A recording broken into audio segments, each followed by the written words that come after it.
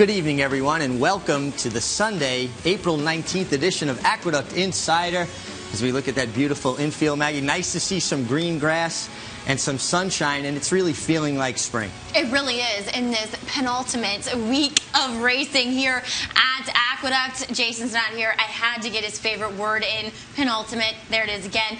But yeah, we're really rounding into form, if you will, Richie, as far as racing is concerned here in New York. Back on the turf this week. It felt really good. We had some good stakes, competitive fields, and we rounded out a really nice week. We really did, with some great turf racing. And I guess I should introduce ourselves. I'm Richard Migliore, sitting in Jason Blewett's chair, and Maggie Wolfendale helping me through this Aqueduct Insider.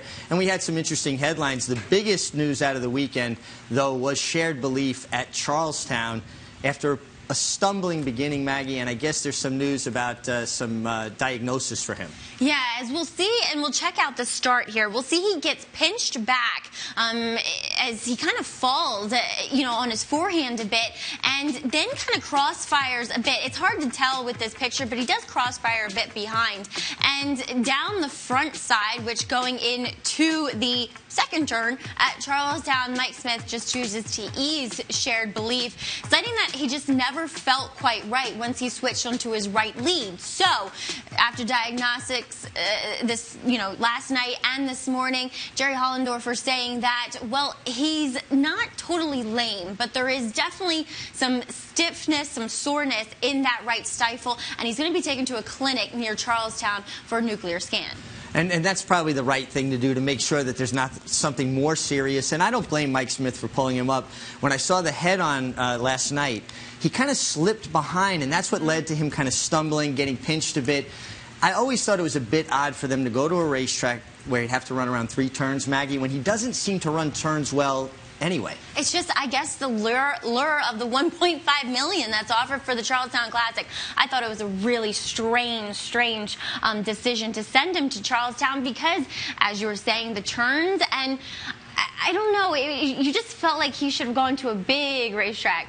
Belmont, Mr. Hollendorfer, possibly, for his first start outside of California. Well, and it's a shame now because we probably won't see him in the Met Mile, but the good news is he's probably going to be okay, and hopefully we will see him down the line. But let's give Moreno his due. Moreno ran a great race. He did. He set a new track record, Richie. I mean, he was tracking fast fractions set by a Warrior of the Roses, a big long shot on the front end, and he held off every challenger. I thought a really good ride by Cornelio Velasquez, adapting to the way that Charlestown's conformed. You got to get your position on the backside. You have to be where you want to be at a normal track at the quarter pole on the backside, Richie. So I thought it was a really aggressive heads-up ride, and completing the distance in 1:48 and 0.81 seconds, I thought was really impressive. Very strong on a 3-turn event. And I thought the key to it, and a great observation about Cornelio, when he left the gate running to get his position and spread the field out, so when Warrior of the Roses went on, he could then just tip out in the clear second.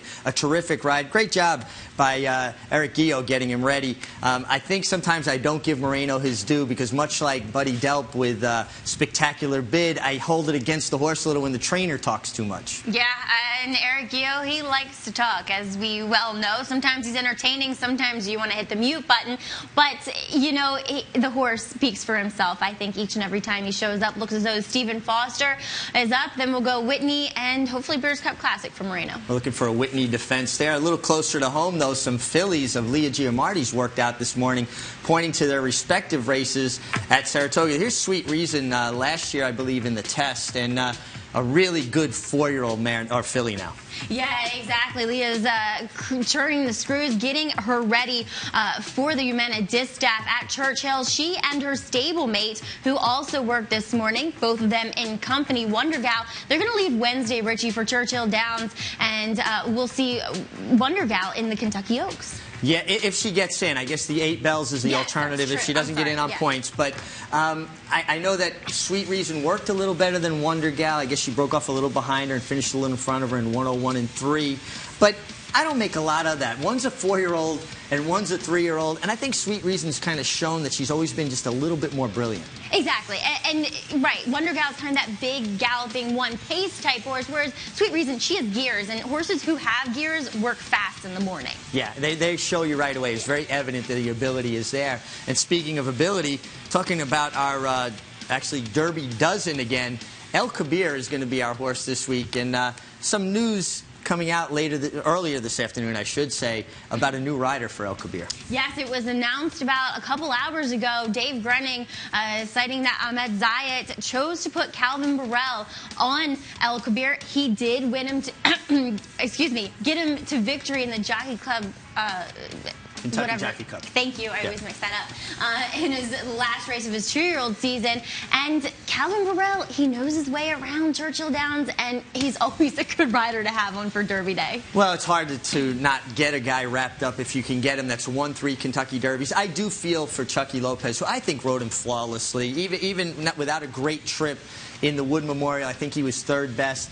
And I think that maybe Ahmed Zayat could have been a little kinder in the way he phrased some of his post-race comments about it. But I can't blame him for going to Calvin Burrell with that Churchill Downs experience. Exactly. And he also, El Kabir, speaking of him, he did turn in a breeze this morning, a minute flat, doing it very effortlessly under usual rider Simon Harris over the Belmont main track. So it looks as though all things a go, and he's heading down to Churchill for the Derby. I think he's earned his right, obviously, with the points. And you bring up Simon Harris. You're out there every morning. Simon is a terrific exercise rider, has a great ability to get horses to relax, and he's been on a lot of good horses. Yeah, he has, and he loves this horse. I mean, he's kind of been, on this horse throughout his career, and he's just really nursed him along and taught him a lot of all the things that you need to become a Derby horse. Getting him to use his speed in a more efficient fashion. Well, we've got to get a little bit more efficient in our time management here. That's the news of the day. Let's get to today's feature, the Dangers Hour.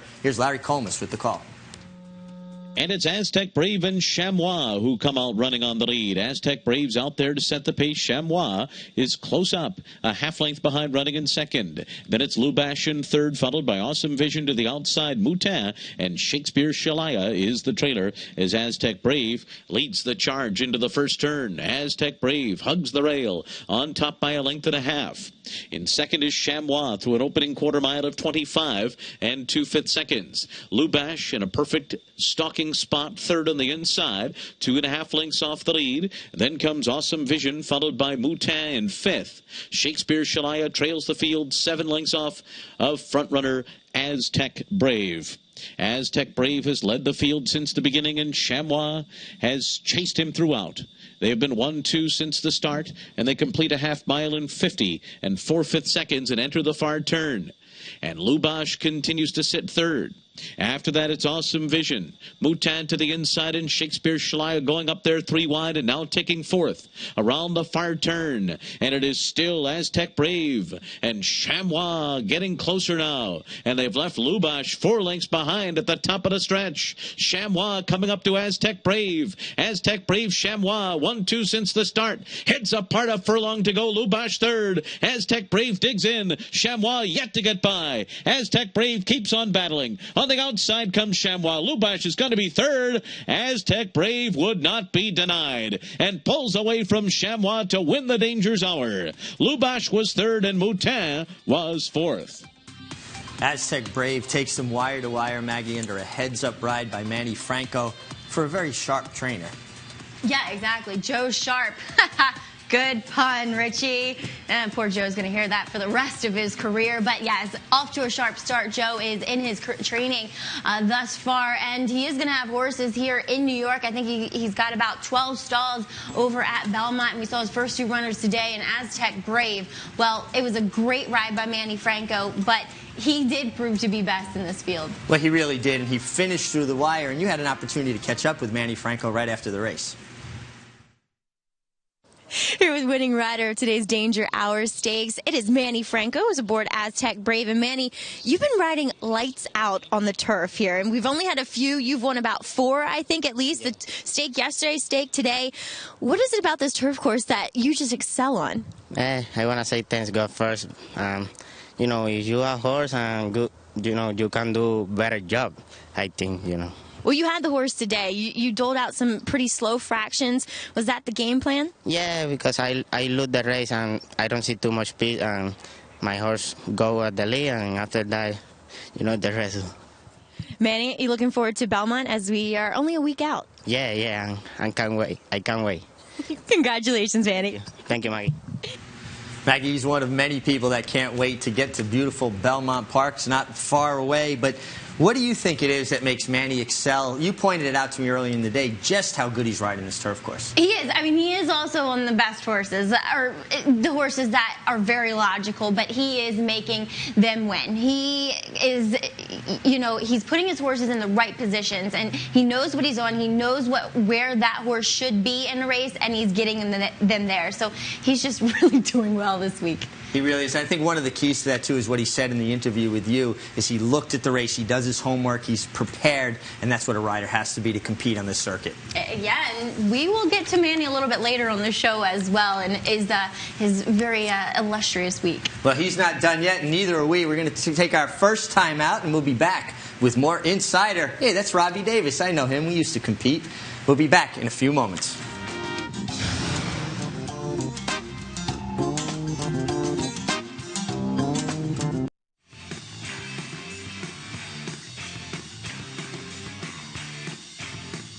Welcome back to Aqueduct Insider here on MSG Plus as we're getting a little preview of what we have to come in about a week.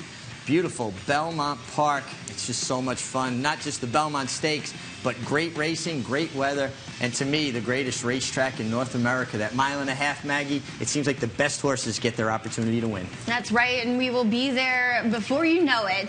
2 Wednesdays from now, a week and a half, if you will. And we saw some great shots from the Belmont Stakes last year, so don't forget to get on BelmontStakes.com to get your tickets now. Yeah, and don't forget about Naira.com. You can watch and wager on Naira.com as well. A lot really good things going on with our social media as well as our website, so check it out, Naira.com. Exactly, and we got some more races for you, too. Kieran McLaughlin, he can't be stopped, can he? No, Kieran McLaughlin's hot. Let's get to race 1. We got maidens going 6.5 furlongs, and Larry Colmus has your call.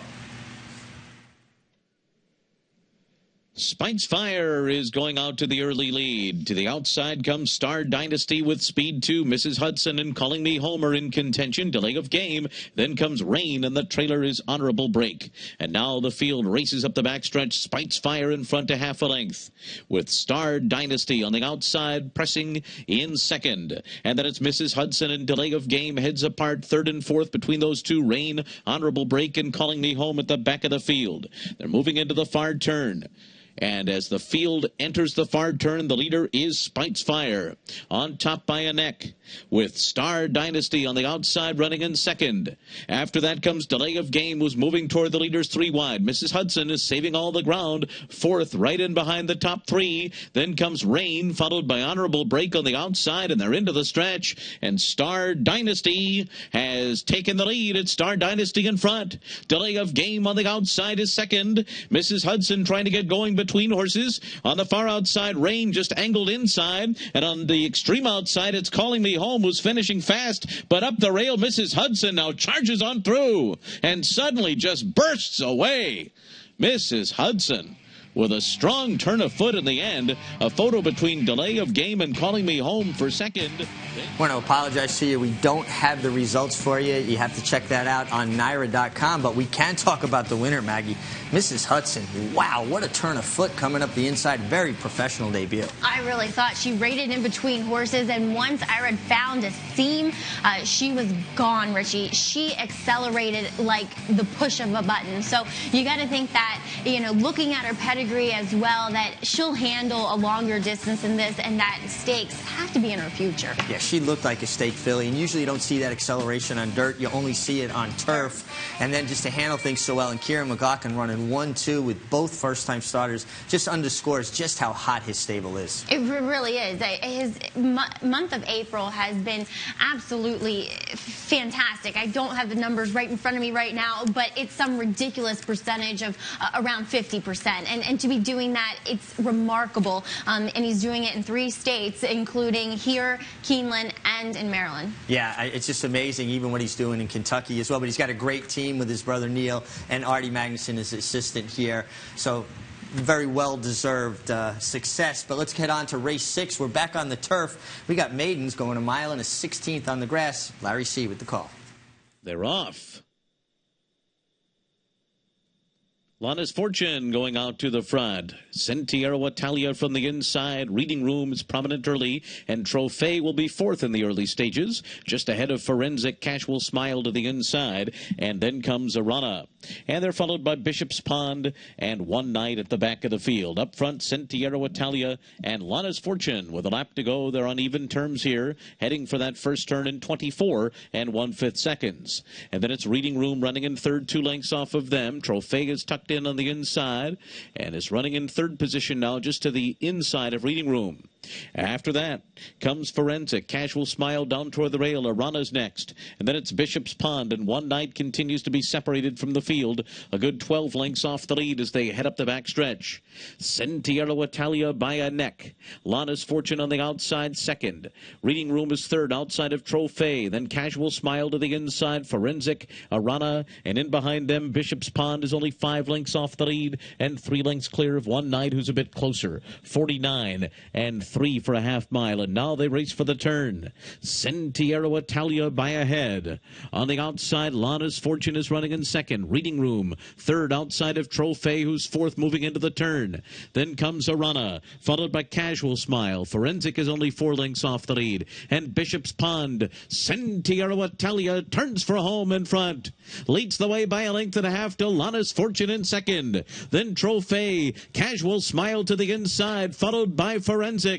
Final furlong, Sentiero Italia trying to hold off Trophy. Sentiero Italia length and a half. Trophy second. Into third is Bishop's Pond. Then Casual Smile. It's Sentiero Italia. Trophy was second, and then Bishop's Pond and Casual Smile. Well, Maggie, we didn't have to wait long to talk about another Kieran McLaughlin winner as Sentiero Italia breaks her maiden. I mean, come on, Kieran. It's getting old. It's getting real old talking about you all the time. No, this is a classic Kieran move. Second time out, gets Lasix. Showed a little bit of promise down there in that Gulfstream race, only going the 7.5 furlongs. She gets out to a mile and 8. She's on the front end. And it was a good ride as well by Luis Saez aboard this daughter of Medaglia d'Oro. Yeah, and big scopy filly, too. And nice to see Luis Saez picking up his second win of the day. I think he's been riding extremely well since coming back from Florida. Really strong. Really, really strong. I mean, the Redneck Gold, or I think that's the name of the horse, in the 5th race, I mean, she took every bit of the stretch to get by the horse who finished second, Linda Rice's horse, but that was because of Louis. Yeah, Luis Saez finishing strong. Let's finish strong here with our races, too, and get the rapid replays, I should say, of 2, 3, 5, 7, 8, and 9. They win a half mile in 45 4, and now it is My One Love who has taken over the lead from Kitty Ride. Sonora trying to close in. Then it's Under the Moonlight on the outside, and Noon Sermon into the final 16th. My One Love has the lead. My One Love and Angel Arroyo to score, and it will be Sonora second over Under the Moonlight. Noon Sermon was 4th. Artie's Party Girl, No Shanks, Adrift angles to the outside. 4 wide is Frizzetti, 47 2 the half into the final furlong, and it's Artie's Party Girl, and Adrift on the far outside kicks it in, and Adrift goes up to take the lead now. No Shanks runs with Adrift. Artie's Party Girl is back to third. Adrift and No Shanks coming down to the line, and it's Adrift and Arad Ortiz Jr. to win it by a length. No Shanks second, third tight, Artie's Party Girl or Frizzetti. Of Sicily on top as they come to the top of the stretch. Redneck Gold, Agate on the far outside, and at the rail, Glenbrook. These 4 into the final furlong. Rose of Sicily holding on to the lead. It's Rose of Sicily angling to the inside. Redneck Gold, Glenbrook comes off the rail. Agate's on the far outside. Rose of Sicily on the outside, Redneck Gold. Rose of Sicily, Redneck Gold down to the line. Rose of Sicily and Redneck Gold. And then it was Glenbrook and Agate. 5th, Possilicious takes over the lead at the top of the stretch. A half in 45 and 1. Passalicious puts away Bajan Summer. All his number is closing in, though. And on the outside, Pegasus Red. Passalicious 2 lengths ahead of All His Number down to the 16th pole. Then Bajan Summer. On the far outside, Pegasus Red and Awesome Loot. It's going to be Passalicious to win it by 2. All His Number was second, and then Awesome Loot and Pegasus Red. At the top of the stretch, Graceful Gal, Nile Empress on the outside. Barrier to entries given way. Center of the course, Race and Shine. Party Time Chill, and down on the inside, Moonlit Sonnet. It's Graceful Gal on the rail into the final furlong, and Race and Shine on the outside coming. Graceful Gal, Race and Shine. Graceful Gal's got it. Graceful Gal to beat Race and Shine, then Moonlit Sonnet and Nile Empress. And on the outside, Kitchen Police back to third at the rail. They're into the stretch. Duke of the City in front by 2. More 100 Acre trying to make a race of it, coming to the 8th pole. Into third is Lubango. Duke of the City reaching for the wire. More 100 Acre getting closer with every stride. Duke of the City, More 100 Acres got him. More 100 Acre runs by Duke of the City, and More 100 Acre and Eric Consell win it by 2. Duke of the City settles for second. Lubango was third. Mophead fourth.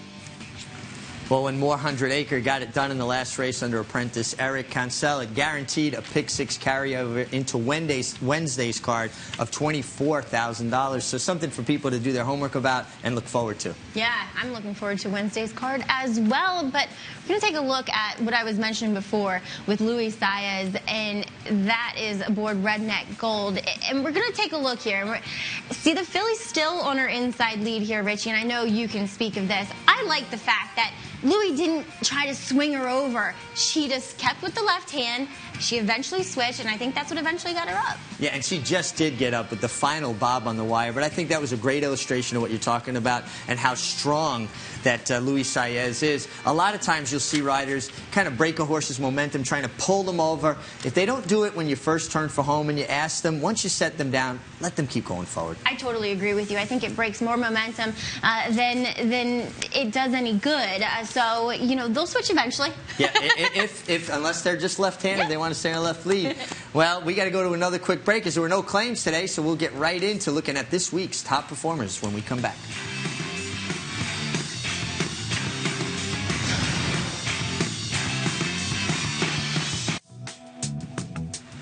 Well, if you can't make it to Churchill Downs on Saturday, May 2nd for the Kentucky Derby, you can watch and wager on not only the Derby, but live racing here at beautiful Belmont Park.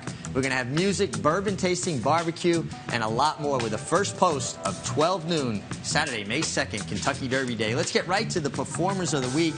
Maggie, a couple of, I think, very deserving horses this week. In the first one, a nice horse that made it his 3rd win in his last 3 starts, Piquant. Yeah, Piquant has been absolutely fantastic for trainer Richard Stockloza after he picked him up 3 starts ago for $32,000. Came back and he wins the Peeping Tom on Claiming Crown Day, and he was so resolute in this win here, Richie, against some pretty nice horses, at least horses that projected to be nice on paper, and he's just unstoppable right now, picking up a 97 by our speed figure. Well, talking about unstoppable, how about Stall Walking Dude, who seems to run often but gets it done often? He does.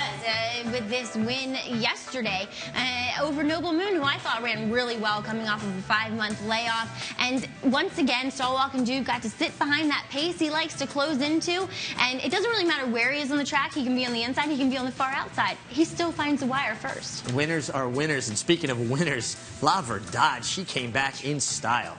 This filly can run so fast. I mean, we saw Air of Distinction try to go with her.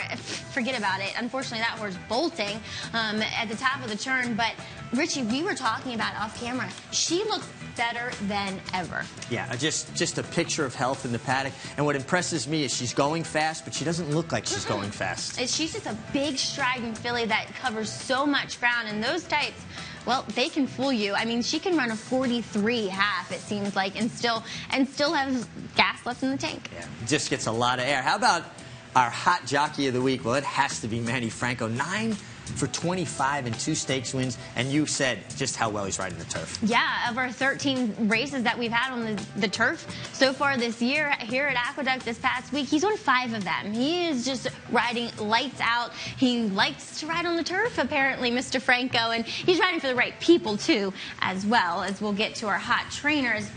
Right now, we're looking at the jockey standings. Well, Manny Franco, with that great week, vaulted into second with 5 days left. He's only 3 behind Angel Cruz, who's been holding that steady 3-length lead, but now over Manny Franco, not Jose Ortiz. Just a terrific young colony. Luis Saez moving up in the standings. And there is our hot trainer of the week, who provided 2 of those wins for Manny Franco, David Dunk. Yeah, including a stakes win aboard Vision, or with Vision Perfect, bringing this really, really promising 3-year-old turf horse back. You know, his 2-year-old form was good, and he looked really good winning yesterday's Woodhaven Stakes. And Dave Tonk, in these kind of scenarios, historically speaking, has just been flawless. Yeah, he excels bringing horses off a layoff, horses on the turf. You'd have to think a long-term goal would be that Belmont Derby on the turf on 4th of July weekend. There are the trainers standing. David Jacobson holding a 3-win lead over Linda Rice. Kieran McLaughlin steadily moving up in the standings.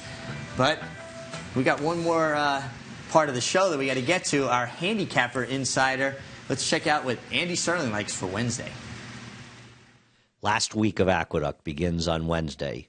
My play for the day, race 7, number 6, Midnight Champagne. I've actually been waiting for this horse to run back since her last race, and she was second off the claim for trainer Chip Dutrow. She's been since switched the barn to Michelle Nevin for owner Jimmy Riccio, and off the claim, she improved in her first start. I think she ran even better, even though the figures don't suggest it, in her next start, where she really forced the pace in that race. And it was a pace that ultimately collapsed, and she was the one that forced it the earliest and perhaps caused it to collapse. And I think her third-place finish, much better than it looks. And I would also argue she might be an easier spot in Wednesday's 7th race. Number 6, Midnight Champagne, in the 7th race on Wednesday.